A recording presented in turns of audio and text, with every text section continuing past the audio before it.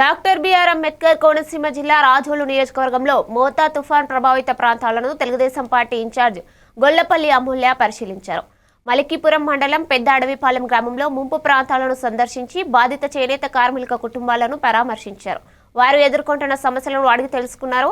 చేనేత లబ్ధిదారుల కుటుంబాలకు 50 కేజీల బియ్యం ప్రభుత్వం అందజేయనున్నట్లు మంత్రి అచ్చెన్నాయుడు ప్రకటించారని ఆమె తెలిపారు. ప్రజల సమస్యలను సీఎం చంద్రబాబు దృష్టికి తీసుకెళ్తానని అమూల్య హామీ ఇచ్చారు. మనం ఓన్లీ వేవర్స్కి 50 కేజీల rice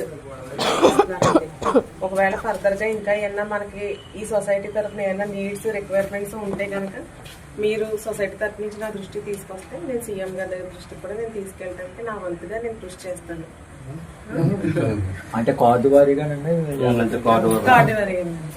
ration card, Aadhaar card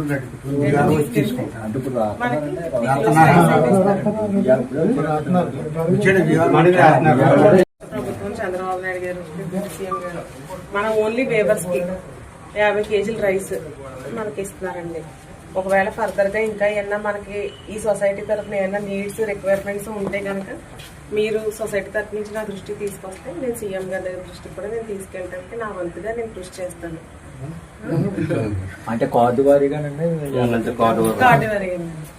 ration card, Aadhaar card తీసుకుంటాను.